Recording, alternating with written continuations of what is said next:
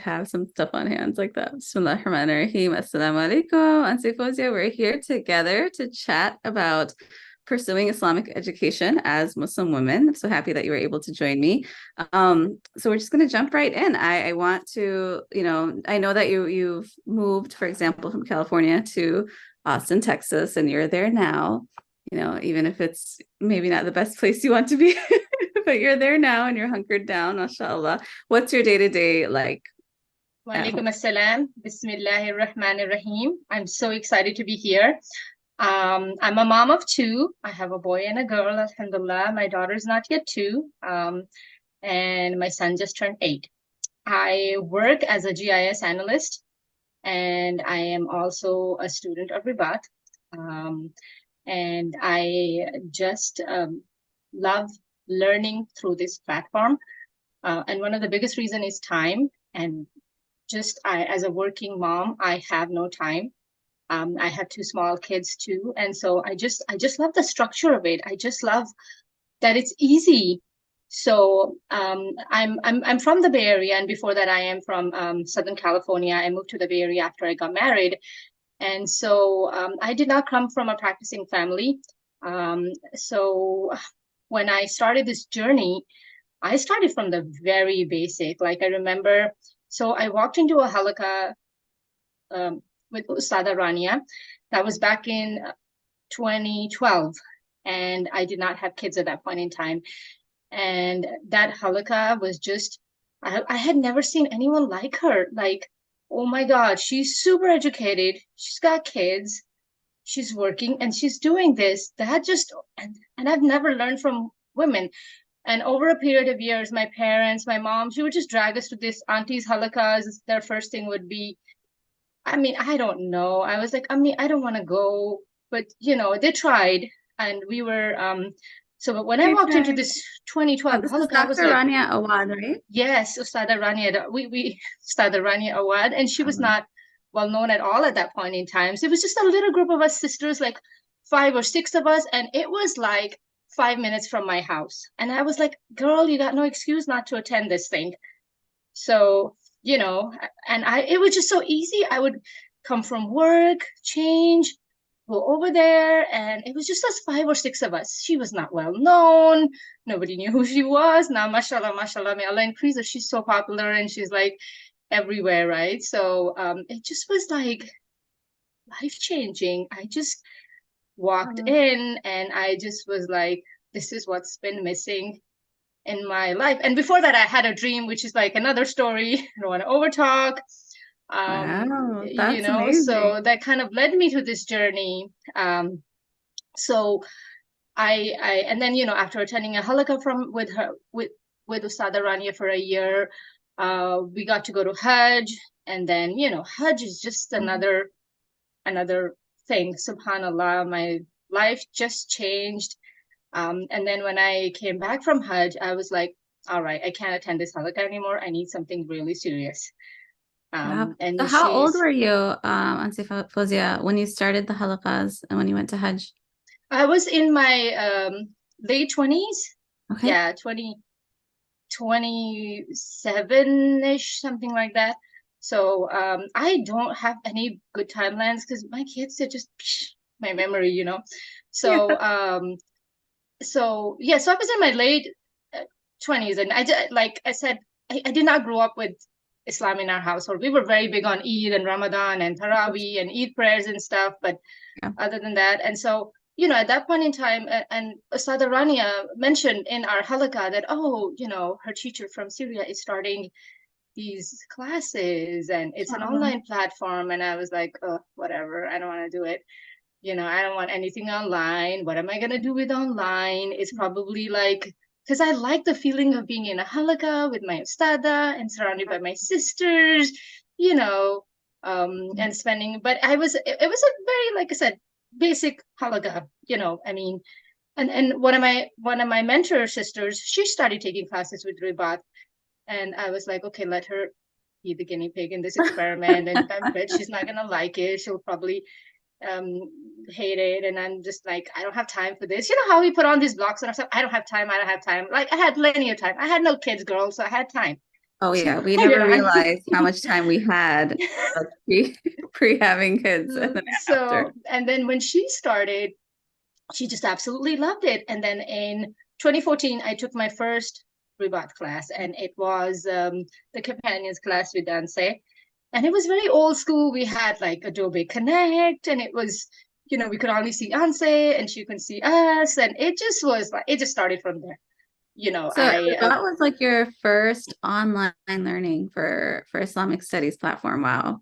It MashaAllah. was like my any kind of learning. Like the first time I heard the word tajweed, I had no idea what that means. When I heard the word fiqh, I had no idea what it means.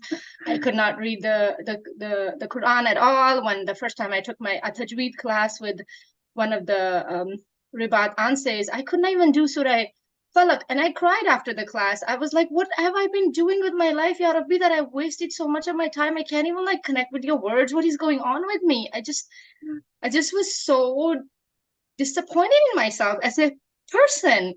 Mhm. But I was just like, I'm not gonna give up. I'm not gonna stop just because this is tough. I've done tougher.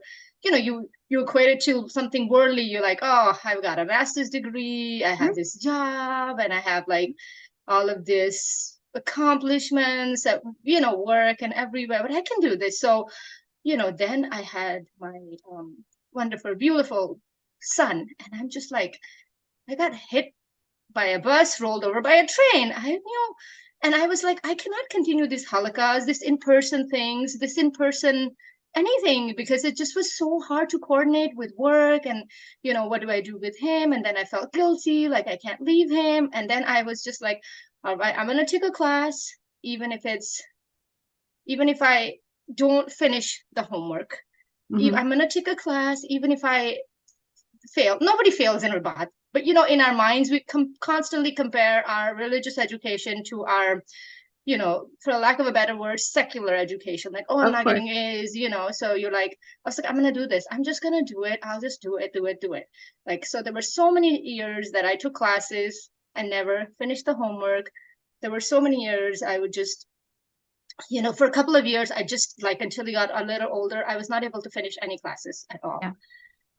But that's okay. It's fine. I was learning. I was continuing. I was picking up stuff. I knew what fiqh was. I knew what tajweed was. I know what there's makharij. I know there's rules. So, and nobody does tarbiyah like Ribat. Oh my God. And all the little homeworks you would get, you're like, oh, just add 100 la ilaha illallahs, or just add 100 salawats and 1,000 salawats on a Friday. So those things, or oh, there's a Surah Baqarah challenge happening. Oh, there's a tahajjud thread. So all of those little things are like part and parcel of the studies at Ribat, right? And so it just continued. And so as my son grew older, it became a little easier. But it's hard. You have Mhm. to find time for it. You got to have the dedication.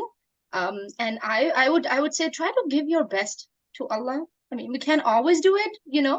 We can't always do it. It's just because it's no way possible. But just don't, just try. And trying. I mean, if I can do it, anyone can do it. Because I'm a person who gets MashaAllah. overwhelmed very easily. Yeah. Like, like especially because I have this like weird notions in my head, and I've really like Ribat has put me in my place. Like, I don't have to be perfect. I don't have to get 100% every time. I just have to finish. And so Now, is that that different? Because I hear some women who are kind of going through that, oh, I just had a kid or I have these young kids. I'm so busy. I'm investing in them, right? So they're shuttling them around for school and activities and their Quran class and memorization. And they're like, well, if I can't sit down and do it perfectly, because in their minds, the way that they studied for, their college education and their work life, that's their standard. So they're like, if I can't do that, I don't want to even try. Or like if I can't sit and take notes for the whole class and things like, what would you advise for people who are kind of coming from that mindset of just like, oh, I can't give it my all right now because I have these other obligations?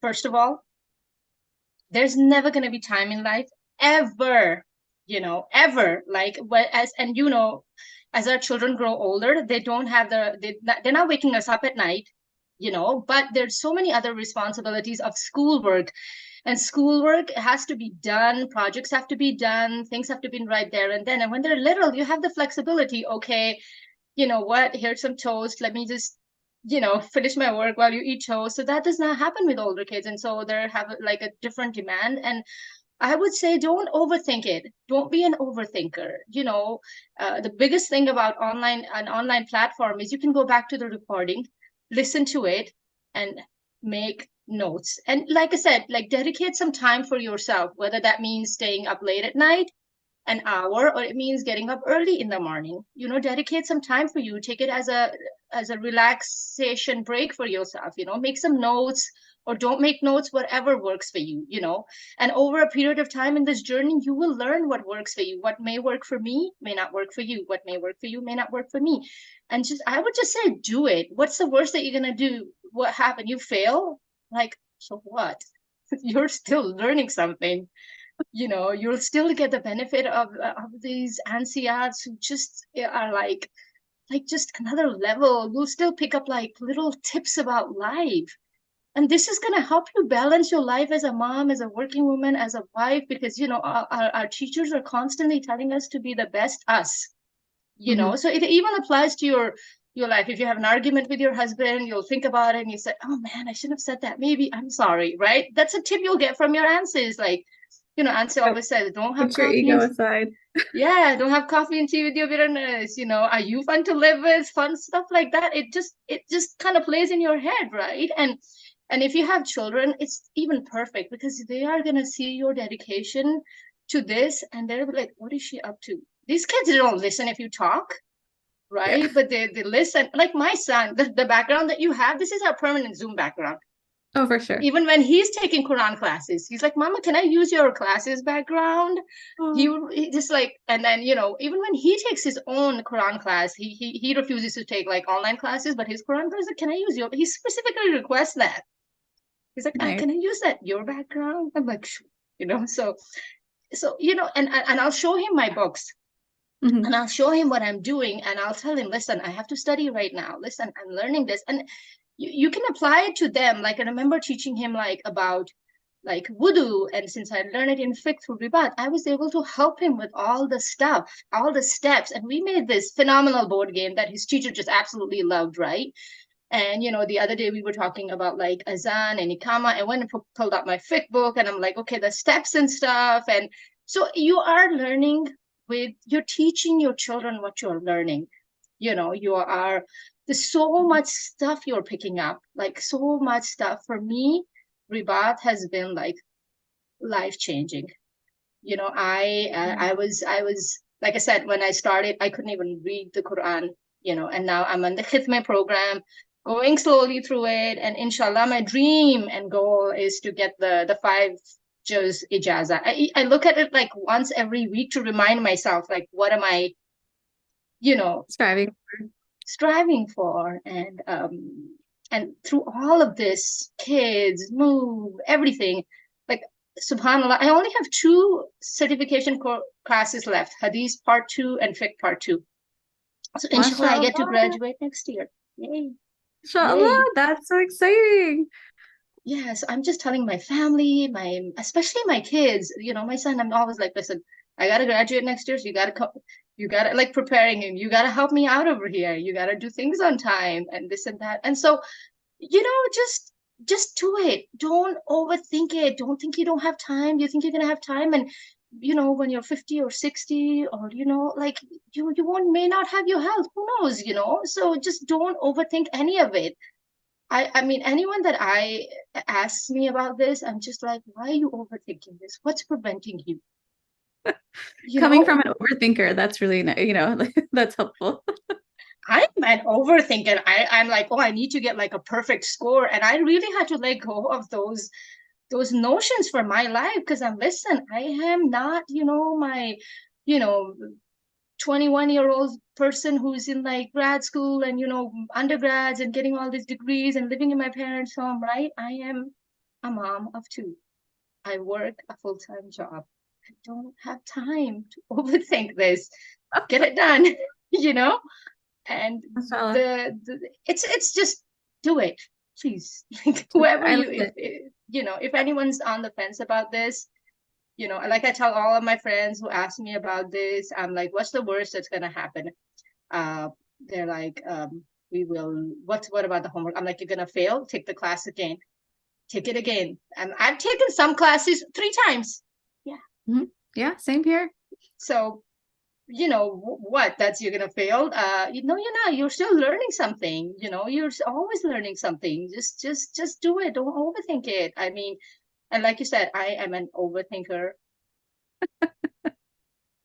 Enough said. But I love that you said that when you fill up your life, that time of overthinking also just diminishes. Like you just don't have time to overthink when you've got mindful activities and you're dedicating yourself to certain things. Absolutely. And the thing is, we do so much as mothers, as sisters, as wives, as daughters. We need some things to keep us grounded too, to have like, to say that, oh, I am doing this with my time. Like, for Mm-hmm. instance, if you get up in the morning and you exercise, who regrets that? Yeah. Right? You're like, yay, I did exercise. I got that out of the way. Who's going to regret taking a class? Mashallah. And plus the thing is, and Ribaat is so wonderful. Like if and I tell my friends this all the time, is like, if you feel like, okay, you don't have the money for a class, apply for a scholarship. Nobody gets rejected for a scholarship. So I'm like, stop making all of these excuses for yourself, because I've done that. Mm-hmm. I've been there. I was like, oh my God, I have a kid. Oh, I'm neglecting my child. No, you're not. You need time for yourself.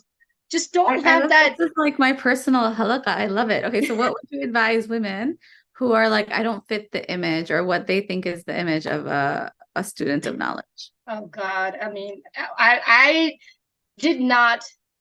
Alhamdulillah, both of my parents are practicing right now. Ya Rabbi, Alhamdulillah, I did not come from a practicing family. I did not grow praying up. I did not grow up wearing a hijab. I did not grow up reading Quran. We were just Eid Muslims, Eid and Ramadan and Tarawih was really big. Just do it, and Allah subhanahu wa ta'ala will make it easy for you. Just He will. It's not going to be like instant, and it's not going to happen like, you know, overnight, but over a period of, like, I started this journey back in 2012. If I didn't walk into that halakha by Ustad Rania, I Inshallah. would have wasted all of that time. Yeah. Waiting for what? Right, my kids are going to be older when they're in college. Maybe I won't even have my health, my eyesight, my energy. What then? Right? Yeah. So don't overthink it. Just do it. And don't go in with these expectations that things are going to be so perfect and so easy. Embrace the chaos, breathe in the chaos, be okay with the chaos, and say, Ya Rabbi, here I come. That's it. So just, that is it. You just have to do it. Sign up for a Mashallah. class. Any class. Don't finish it. Okay, fine. But just don't be, a hindrance in your own path to growth. You know what? Allah subhanahu wa ta'ala wants us to come to Him, right? He's making it easy. And these platforms, Ya Rabbi, I mean, I just like get overwhelmed that I couldn't read the Quran, and now I'm looking at an ijazah that I will be able to do that once I finish my khatme. I meet all the requirements apart from finishing the khatme. As soon as that's done, I'm gonna, jump on that. Someone like me who couldn't even read, you know. And if I did not take that SubhanAllah. one step, then imagine so many years fast forward, like what is it, 10, 11 years, I would have been like, oh God, 11 years, I can't read the Quran. Like, really? Wow, mashallah. I love it. I'm inspired. I feel like the registration should open right now. So I can I'm go. waiting for And I'm it to taking classes open. for, yeah. Yeah, Well, and like, inshallah, your last two classes, and then you get to get that Rabat teacher certification. MashaAllah. I'm so excited for it. I'm so excited for my kids. They'll get to see the fruits of their mom, just like, let me finish this. Go. Don't bother me, you know? And I know that I hope I can inspire them. I hope I can inspire my kids to, be on this path, and we can start a little chain reaction of their kids and their kids and their kids. Like, being on this path, and and imagine I get the reward, right? Because I was the one who started on this path with Allah's help, and here we are, right? That is right. SubhanAllah, may Allah subhanahu wa ta'ala, creating positive cultural change one generation at a time, right? One little memory of your mom, a woman in your life studying and dedicating herself, saying, okay, if she can do it, I can do it, inshallah.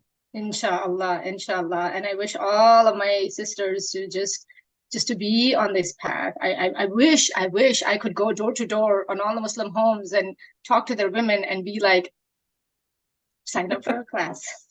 It would be like a re-envisioning of the Like, how they canvas for votes. I was thinking Tablighi Jamatis that show up and they're just like, hey, is your dad home? Here we're different. We're like, hey, is your mom or your sister home? Can we talk to her? We're here for the women. Mashallah. Yeah, not the men, just the women. And the kids can join. Come on, kids. We have things for you too. So, my dear sisters, if you're on the fence about any of it, and just do it. Just don't hold yourself back. Just look at my story. If I can do it, anyone can do it. I got no time. I'm busy. I did not come from a background of, like I said, I've said this so many times in this video. I couldn't even read the Quran. Gotta be, and it didn't happen overnight. I was back in 2012, and this is where in 2023. So if I said, okay, I'm not gonna do this, it's too difficult. And everybody at Ribaat, the teachers, the admins, everyone's dedicated to your success. Every single one. And I know we're running out of time. I want to tell you this beautiful story. In 2019, I was taking Hadith class, and I had asked for 2 extension on the final exams. My son got sick. He was 3 at that time. And then I got sick, and work was crazy. And I asked the TA for another extension, and she said, I am sorry, I can't give you an extension, but you can talk to Anse Radana. And so I text her, and I was like, I'm really sorry, Anse. I've asked for 2 extensions. I really want to finish. My exam's the only thing that's left. My son was really sick. I'm really sick, and I really want to do this. And she made me cry. She responded to me. She said, I'm so proud of someone like you taking my class. This is what she said to me. She's like, take as much time as you need. If you want to finish, you finish. So she said that to me, those words. Like, she's like, I'm so proud of someone like you taking my class. And like, you're working, you have a small child, and you still want to finish. And after I put the phone down, I literally sat there and I cried, got up. I think it was like, 12 at night. And I'm not a night person at all. Went over to my computer, whatever final exam that I could do, like through my cold and sneezy, whatever. And I just finished it, and I was done. I was like, you know what? She just gave me that push. She's just like, I'm so proud of someone like you taking my class. And this is what Ribaat is. Everyone's dedicated to you succeeding. So, yeah. I love it. And they're so invested in your whole self.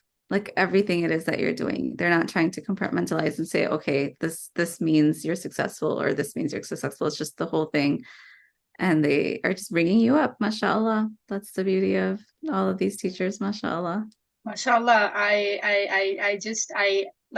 I'm like, I want to be like them. Like, I'm like, I grow up. When I grow up. Like, when I grow up, I want to be like them, and I just feel like I feel lucky. And I'm like, Ya Rabbi, what deed did I do? Or not, I might not do deed. I mean, that's not the right way. I'm like, somewhere, either my mother's dua or my dua got accepted. Someone's dua, something. Yeah, that put me on this path. So I'm like, thank you for, Ya Rabbi, for like accepting that dua. And no matter what darkness is happening around us, there's like sparkles of light, and it's Ribaat. It's that anchor. It's my safe place in life. It's my place where I go to, where I'm just like, fed up with the world, take a class, take a halakha, different things, whatever you can. It's just like a whole life support system. So yeah, I think I overtalk, so I'm just gonna zip I it love now. it. Oh no, thank you so much. And subhanAllah, that's what we need. We need more of Allah's light in all of the darkness that we see, whether, in ourselves, outside, everything that's going on. May Allah subhanahu wa ta'ala continue to spread his light and his mercy and just envelope us in his I mean, his spaces where angels gather and I come and, mean, Ya Rabbil Alameen. I mean, yeah, I mean, blessings. I mean, thank you so much, Auntie Fozia. You are amazing. I absolutely love this. I know we met very briefly in Austin, and it was a minute, but these conversations are just the highlight of my week, mashallah. I when I saw that we were gonna do this, I honestly just really wanted to kind of have something like that so I can pass it around to different people who ask me. So I was like, Yeah, this is great, right? perfect. Yeah. So yeah, I'm even so thinking of the people I'll send this particular recording to. I'm just like, you know what? Let's take a listen to this. I'm so grateful for the opportunity. I may Allah, allow us to succeed and be the sparks of light every single Ameen. place in the world, and women from all over the world join us, and just so that we are like light, Ameen. and Light upon light is what we light want. upon light. Yeah, yeah, yeah. Well, jazakallah khair for the opportunity. I really appreciate it. Right, Yuki dear. All right, I'll see you inshallah soon. And you take care and lots of love to your kids. I hope you give him a bit of an extra treat. I know he's keeping his sister busy, but yeah, an extra hug from us, maybe an extra dollar too.